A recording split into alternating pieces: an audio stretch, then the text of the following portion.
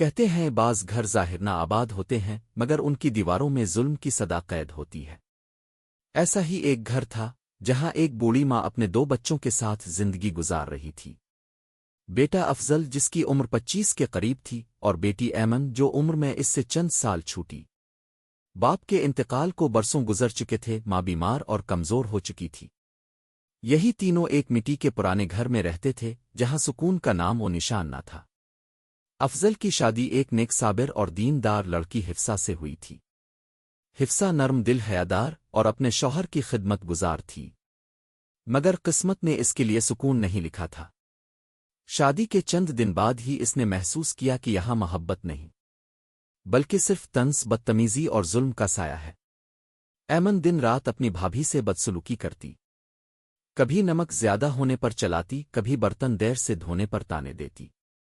اگر حفصہ خاموش رہتی تو الزام لگتا کہ وہ غرور میں ہے، اور اگر ذرا سا بولتی تو ایمن فوراً بھائی کے پاس جا کر کہتی، بھابھی نے ماں سے بدتمیزی کی ہے، بھابھی ہمیں نیچا دکھاتی ہے۔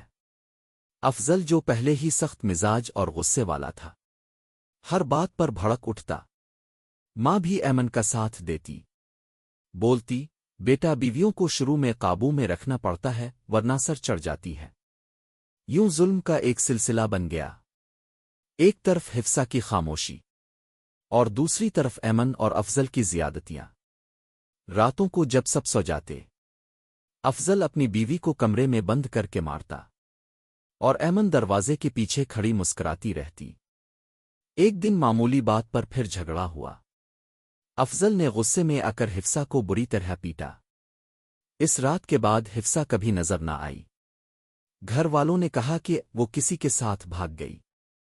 کچھ دن بعد حفصہ کے ماں باپ آئے۔ ان کی آنکھوں میں پریشانی تھی۔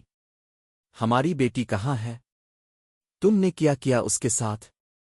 افضل بولا، ہمیں کیا پتہ، وہ خود بھاگ گئی۔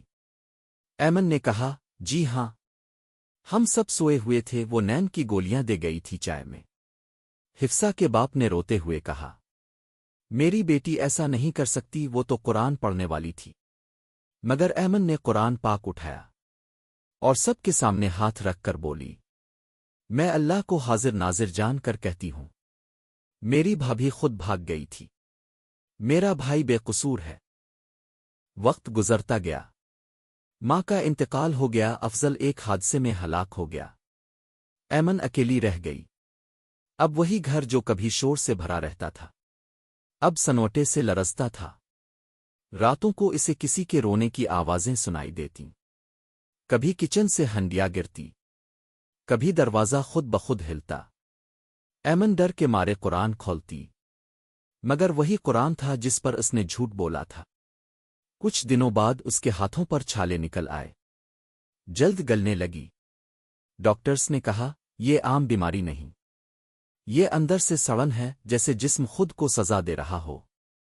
ایمن کے چہرے پر زخم، بازو پر پھوڑے، اور گھر میں کیڑے رینگنے لگے۔ پڑوسی دروازہ بند رکھنے لگے۔ ایک رات اسے خواب میں حفصہ نظر آئی، سفید کفن میں، چہرے پر درد اور آنکھوں میں آنسو۔ حفصہ نے کہا، ایمن، تم نے قرآن کو جھوٹ کا گواہ بنایا، اب رب تجھے دنیا میں بھی دکھا رہا ہے اور آخرت میں بھی نہیں بخشے گا۔ ایمن چیخ کر اٹھی، اب وہ بستر سے اٹھ نہیں سکتی تھی۔ پھر ایک دن اس نے خود زبان سے اقرار کر لیا، حفصہ بے قصور تھی، ہم نے اسے مار دیا تھا، میں نے قرآن پر جھوٹا ہاتھ رکھا تھا۔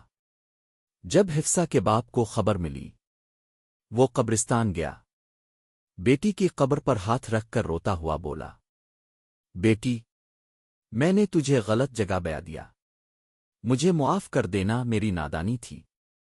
مگر ایمن کی سزا ختم نہیں ہوئی، وہ بستر پر پڑی سڑتی رہی، چہرے پر کالک، آنکھوں میں وحشت۔ لوگوں نے دیکھا کہ مرنے کے بعد بھی اس کے ہونٹوں سے کیڑے نکل رہے تھے، ایسا لگا جیسے زمین بھی اسے قبول نہیں کرنا چاہتی۔ کہانی یہیں ختم نہیں ہوئی، کیونکہ قرآن پر جھوٹ بولنے والا صرف دنیا میں نہیں، آخرت میں بھی سزا پاتا ہے۔